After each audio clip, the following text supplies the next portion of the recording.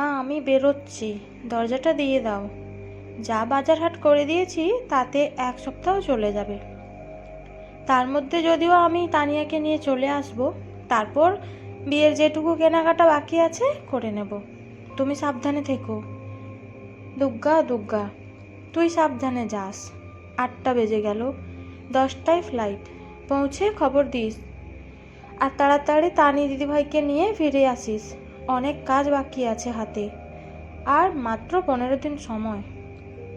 হ্যাঁ রে টগর, তোর দুধ গরম করা হলো? তোকে আজ আর রান্না করতে হবে না, আমি দুপুরে 2টো সেদ্ধ ভাত করে খেয়ে নেব। আজ আর মাছ তরকারি কিছুই করার দরকার নেই। দেখলি তো দাদাবাবু বলে গেল শরীরটা ঠিক রাখতে হবে। তুই একটু সাবধানে থাকিস, সামনে অনেক বড় কাজ, তোকেই তো সব কাজ করতে হবে। আর কে আছে বল? মামরা মেয়ে, বিয়ে দিয়ে পাত্রস্থ করতে পারলে বাঁচি। আমি আর কদিন? যার এসব করার কথা সেই তো চলে গেল। মেয়ে নিজের পায়ে দাঁড়িয়েছে, স্বাবলম্বী হয়েছে, এটুকু অবশ্য দেখে গেছে রিমিতা, এটাই সান্ত্বনা। শোন, তুই যা, আমি একেবারে দরজা দিয়ে পুজোয় বসবো। তোকে চিন্তা করতে হবে না, সকালে আমি একটু দুধ আর ওটস খেয়ে নেব। শোনো মাসিমা, আমি ওবেলা আসবো না, তুমি সব বাসন রেখে দিও, আমি কাল সকালে এসে একেবারে মেজে দেব। তুমি যেন মাজতে যেও না, আমার মেয়েটাকে ওবেলা দেখতে আসবে পাত্রপক্ষ। ও মা, তোর মেয়ে তো এখনো 18 হয়নি, জানিস এটা অন্যায়। কি করব বলো? আর তাছাড়া একবার দেখলেই কি বিয়ে হয়ে যায়? আমাদের মতো গরিব ঘরে লাখ কথার আগে বিয়েই হয় না। তাও যদি মেয়েটা আমার মতো গায়ের রংটা একটু পেত, একেবারে বাপের মুখ বসানো। কি করে যে বিয়ে দেব কি জানি। আমি আসছি, তাহলে তুমি দরজাটা লাগিয়ে দাও। এখন আবার কে ফোন করলো দেখি? পুজোটাও ভালো করে করা হলো না। নিলয়ের ফোন তো নয়, ও তো পৌঁছে ফোন করবে বলেছে। কি জানি কে ফোন করলো, বুঝতেও পারছি না। হ্যালো, কে? দিদি, বড় স্বপ্নাতি বলছেন? আপনি ইংলিশ পড়াতেন, আর ছোট স্বপ্নাতি লাইফ সায়েন্স। কি মনে পড়েছে? হ্যাঁ মানে তুমি কে ভাই? এখন তো আর কেউ ওই নামে ডাকে না, এখন আমি জেঠিমা মাসিমার দলে। তা তুমি? আমি শান্তনু বোস, 95-এ মাধ্যমিক। তার আগে অবশ্য আরও 10টা বছর আপনার স্কুলে। আর একটু পরিচয় দিই আমার, আমি অশান্ত বোস। মনে পড়েছে? মনে পড়েছে, ঠিক। মোটেও তুমি শান্ত নও, একেবারে অশান্ত ছেলে। তোমার দুষ্টুমিতে টিচার থেকে স্টুডেন্ট সবাই তো তটস্থ থাকতো। দুষ্টুমি নয় দিদি, বদমাশি বলুন। কি করিনি? মারপিট থেকে ছোটোখাটো চুরি, বন্ধুদের টিফিন খেয়ে নেওয়া, সবেতেই সিদ্ধহস্ত ছিলাম। অবশ্যই পড়াশোনাটা বাদ দিয়ে। ওই গোলমেলের টেন্স কিছুতেই আমার মাথায় ঢুকতো না। আপনি ক্লাসে আমার কান মুলে দিতেন, নীল ডাউন করে ক্লাসের বাইরে দাঁড় করিয়ে দিতেন, টেন্সের একটা চার্ট করে দিয়েছিলেন, তবুও এই গাধাটা বুঝতে পারতো না। অথচ দেখুন।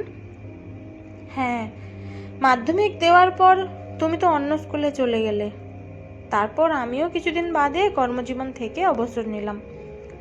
জীবন এবং জীবিকার সন্ধানে তোমরা কে কোথায় ছড়িয়ে পড়লে, তা হঠাৎ আমায় ফোন করলে। কি করো তুমি এখন?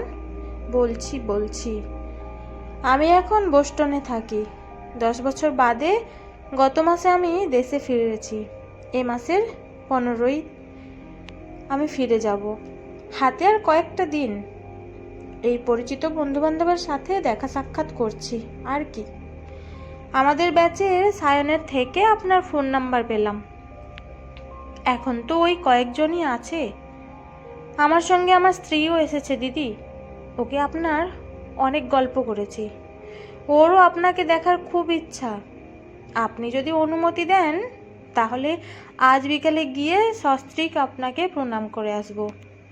আপনি ইচ্ছা হলে আমার কানটা মুলে দিতেও পারেন। সেই ছোটোবেলার মতো। হা হা হা। বাই দা ওয়ে, নিলয়দা তো এখন ব্যাঙ্গালোরে, আর নিলয়দার মেয়ে তানিয়ার তো বিয়ে আর কদিন পরে। বৌদির খবরটা শুনলাম, খুব খারাপ লাগছে জানেন। ঠিক আছে, তাহলে ওই কথাই রইল, বিকেলে যাচ্ছি।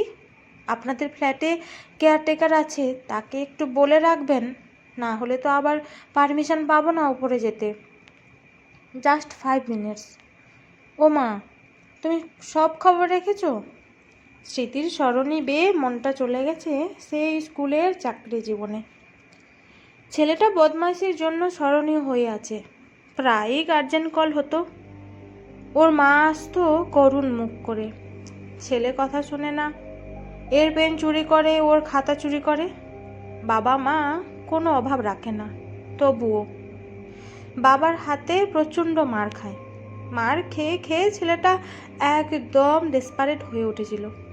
বুক ফুলিয়ে বন্ধুদের বলতো, বেশ করেছি, চুরি করেছি, যা পারিস করে নে। একদিন ওর মা এসে আমার হাত দুটো ধরে কান্নায় ভেঙে পড়ল। দিদি, আপনি একটু শাসন করুন, শাস্তি দিন, আমি পারছি না। ওর বাবাও সারাদিন থাকে না, কি করব বুঝতে পারছি না। স্কুলের সব গল্পই আমি তখন শাশুড়ি মার সঙ্গে শেয়ার করতাম। উনি তো দেশ রক্ষা নিজেকে ব্যস্ত রাখতেন, ছেলেকে একাই মানুষ করতে হয়েছে।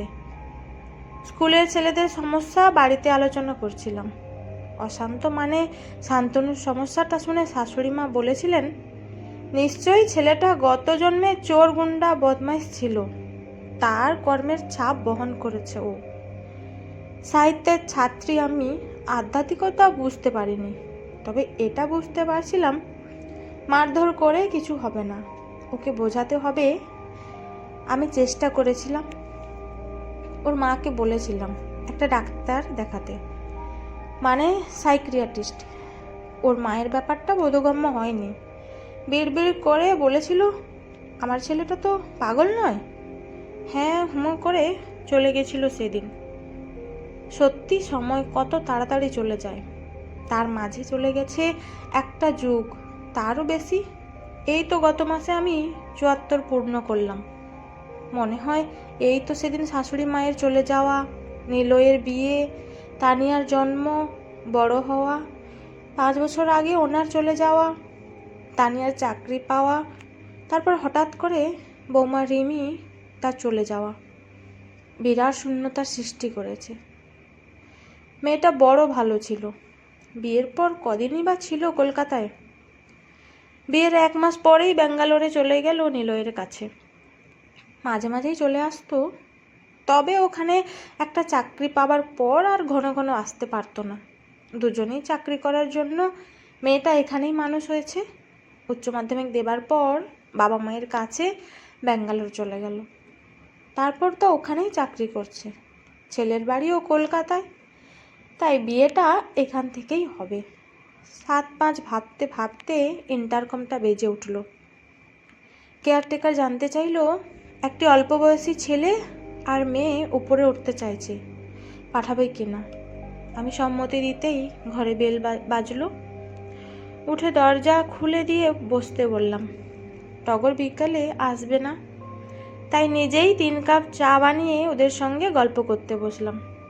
অতীতের স্মৃতি রোমন্থন করতেই বেশ ভালোই লাগে। এক লহমায় ফিরে গেলাম বর্ণময় কর্মজীবনে। বছর 35-এর শান্তনুর মধ্যে দেখার চেষ্টা করি অতীতের সেই ছোট্ট শান্তনুকে। সঙ্গে মেয়েটি বেশ চৌখস ইংরেজিতে। 1 প্যাকেট মিষ্টি হাতে দিয়েই হঠাৎ করে একটা প্রণাম করে নিমেষে মনটা জয় করে নিল। তোমাদের জন্য একটা করে ডিমের অমলেট বানিয়ে আনি? না, তার দরকার নেই। তাহলে তোমাদের আনা মিষ্টিগুলোই একটা ডিশে দিই, একটু খাও। আমাদেরই বা এত মিষ্টি কে খাবে? বউকে নিয়ে প্রথম এলে, আমাদের ঘরে তো মিষ্টি থাকে না খুব একটা, সুগারের রোগী সবাই। ছেলেটাও নেই, সকালেই চলে গেল। আগে জানলে একটু মিষ্টি আনিয়ে রাখতাম। আমরা মিষ্টি খেতে আসিনি মাসিমা। আপনার আলমারিতে তানিয়ার বিয়ের জন্য যে গয়না আর 20 লাখ টাকা রাখা আছে, সেটা চুপচাপ বার করে দিন। মানে কি বলছো তোমরা? টাকা পয়সা গয়না? ঠিক শুনেছেন। থরথর করে কাঁপতে লাগলাম। নিলয় বারবার বলে গেছিল কাউকে অ্যালাউ না করতে। ফ্ল্যাটে এত নিরাপত্তা থাকায় নিশ্চিন্তে ছিলাম। এত বছর আছি, কোনোদিন এরকম পরিস্থিতিতে পড়িনি। কি করব এখন? হে বিপদতারণ মধুসূদন, দিনরাত তোমায় ডাকি, তুমি বিপদ থেকে উদ্ধার করো। আমি বাথরুমে যাব, আমার পেটে ব্যথা করছে, আমি একটু জল খাবো।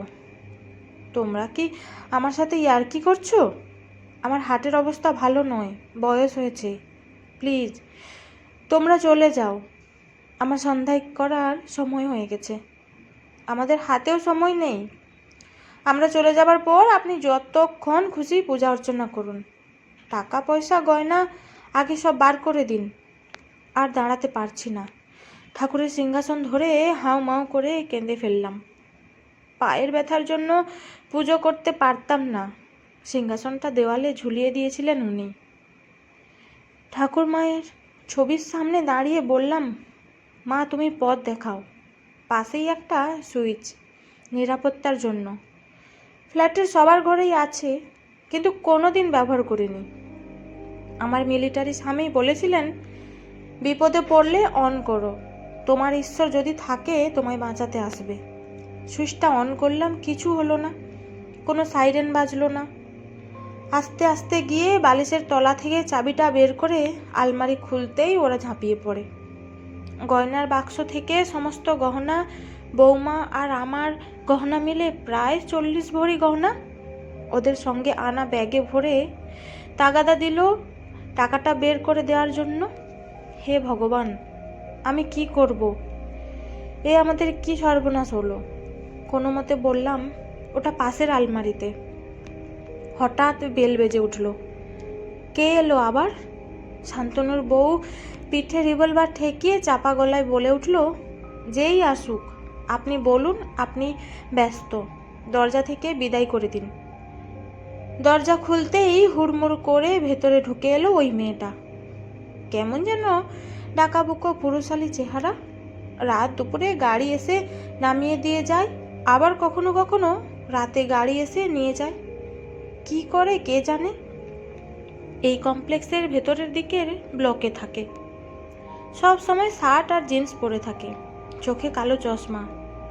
কি জানি কি মনে করে এলো। ওকে কি বলবো ব্যাপারটা? ও কি এদেরই দলে? মাসিমা, আমাকে একটু চা খাওয়াবেন? চা মানে চা খাবে তুমি? আপনি কি কোনো কারণে ভয় পেয়েছেন? এত নার্ভাস ফিল করছেন কেন? আমায় চেনেন তো?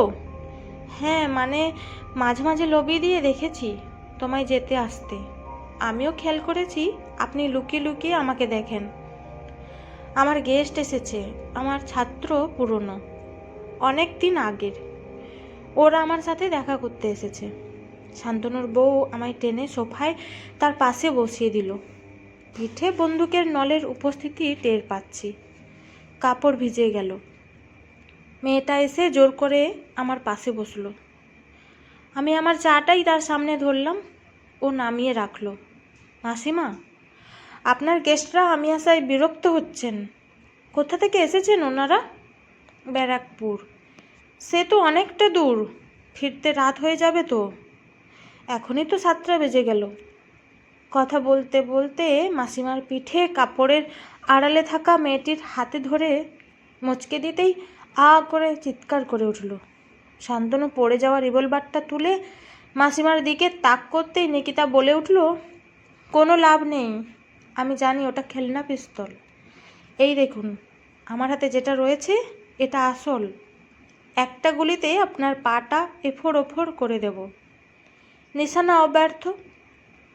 পালানোর চেষ্টা করে লাভ নেই। দরজার বাইরে আমার সশস্ত্র নিরাপত্তা রক্ষী দাঁড়িয়ে।